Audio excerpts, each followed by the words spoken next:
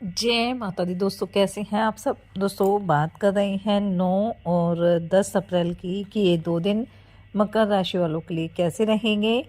इन 2 दिनों में मकर राशि वालों को क्या खुशखबरी सुनने को मिल सकती है, किन बातों में इन्हें सावधानी रखनी चाहिए।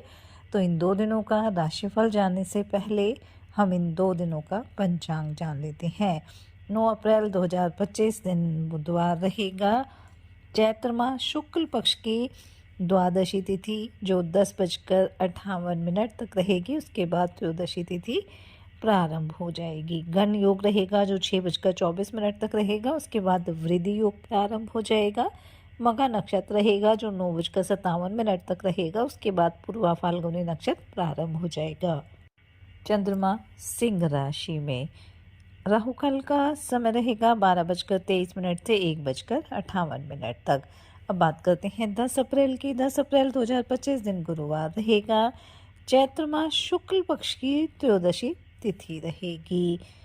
वृद्धि योग रहेगा जो 6:57 तक रहेगा, उसके बाद ध्रुव योग प्रारंभ हो जाएगा। पूर्वा फाल्गुनी नक्षत्र रहेगा जो 12:25 तक रहेगा, उसके बाद उत्तरा फाल्गुनी नक्षत्र प्रारंभ हो जाएगा। चंद्रमा 7:05 तक सिंह राशि में है, फिर कन्या राशि में आ जाएंगे। अभिजीत मुहूर्त का समय रहेगा 11:57 से 12:48 तक। राहु काल का समय रहेगा दोपहर 1:58 से 3:33 तक।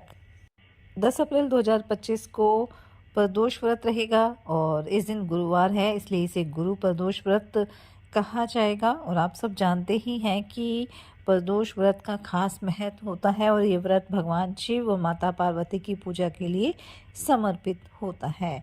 और ऐसा कहा जाता है कि प्रदोष व्रत करने से व्यापार और करियर में सफलता मिलती है। और इस बार तो इस प्रदोष व्रत पर रवि योग भी बन रहा है, जिससे इस दिन का महत्व और भी बढ़ गया है। और इस दिन प्रदोष काल में पूजा का जो शुभ मुहूर्त रहेगा वो शाम 6:44 से शुरू होकर रात्रि 8:59 तक रहेगा। और इस दौरान आप भगवान शिव की पूजा अर्चना कर सकते हैं।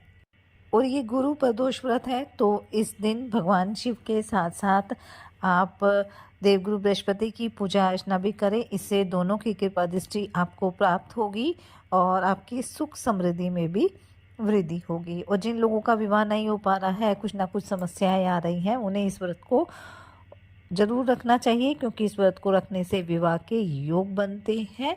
वहीं कुंडली में गुरु की स्थिति भी मजबूत होती है और उनके अशुभ प्रभाव से मुक्ति मिलती है। तो इस दिन आप पूरे विधि विधान के साथ भगवान शिव की पूजा अर्चना करें। शिवलिंग पर जल, दूध, पंचामृत से अभिषेक करें। जो भी आपको आसानी से मिल जाए, बेलपत्र, धतूरा, वो आप भगवान शिव को अवश्य अर्पित करें। शिव चालीसा का पाठ करें। ओम नमः शिवाय मंत्र का जाप करें। साथ ही इस दिन महामृत्युंजय स्तोत्र का आप पाठ करें, क्योंकि इसका पाठ करने से भगवान शिव प्रसन्न होते हैं, मानसिक शांति मिलती है, करियर में सफलता प्राप्त होती है। तो चलिए बात कर लेते हैं ये 2 दिन मकर राशि वालों के लिए कैसे रहने वाले हैं। ये 2 दिन मकर राशि वालों के लिए मिले जुले रहेंगे, क्योंकि इन 2 दिनों में जो चंद्रमा है वो अष्टम भाव में विराजमान रहेंगे। हालांकि अष्टम भाव का चंद्रमा आपको धर्म कर्म की तरफ लेके जाएगा, अध्यात्म के मार्ग की तरफ लेके जाएगा, लेकिन अष्टम भाव का चंद्रमा कभी कभार मन को थोड़ा बेचैन भी कर सकता है, परेशान कर सकता है। इसलिए इन 2 दिनों में मन को शांत रखना है, थोड़ी सावधानी भी आपको बरतनी है। नौकरी पेशा लोगों के लिए 2 दिन अच्छे रहेंगे। आपकी प्रमोशन होने की प्रबल संभावना रहेगी, जिससे मन भी प्रसन्न रहेगा।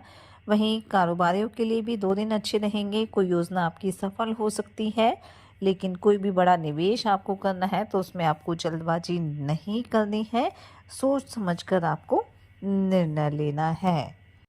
इन 2 दिनों में आपकी इनकम के सोर्सेज बढ़ेंगे, लेकिन कोई भी गलत तरीका नहीं अपनाना है, कोई भी शॉर्टकट तरीका आपको नहीं अपनाना है। और ध्यान रखें कि अगर किसी की मदद करने का मौका आपको मिलता है तो आप अवश्य करें। और ससुराल पक्ष से कोई व्यक्ति आपसे धन उधार लेने के लिए कह सकता है, लेकिन आपको इसमें भी समझदारी बरतनी है, क्योंकि इस धन की वजह से ससुराल पक्ष के लोगों के साथ आपके रिश्ते खराब हो सकते हैं, इसलिए इस बात का आपको ध्यान रखना है। इन 2 दिनों में धन का लेन-देन बेहद ही सोच समझ कर करें, जिससे आपके आपसी रिश्ते खराब ना हो। पारिवारिक रिश्तों में भी अगर कोई अनबन चली आ रही है या कोई ऐसी बात हो गई है जिसकी वजह से घर परिवार में कुछ खटास चल रही है, तो ऐसे मामलों को धैर्य से निपटाने की आवश्यकता है।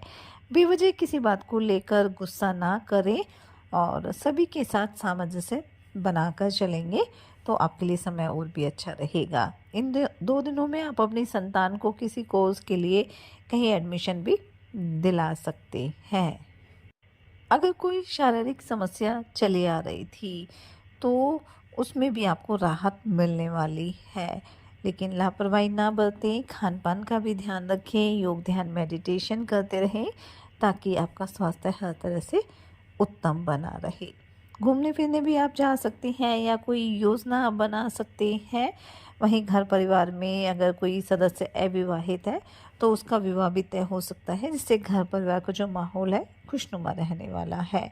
विद्यार्थियों के लिए 2 दिन अच्छे रहेंगे, प्रतियोगी परीक्षा में सफलता मिलेगी, लेकिन थोड़ा-सा इन 2 दिनों में आपको अपनी संगति का विशेष रूप से ध्यान रखना होगा। आर्थिक दृष्टिकोण से वैसे तो किसी तरह की समस्या नहीं है, लेकिन कुछ खर्चे बढ़ सकते हैं, इसलिए अपनी ज़रूरत के हिसाब से खर्च करना बेहतर रहेगा।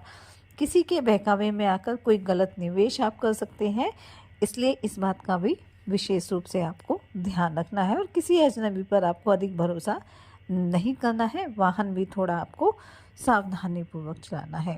प्रेम संबंधों के लिए 2 दिन अच्छे रहने वाले हैं, कोई बड़ी समस्या आपके जीवन में नहीं है।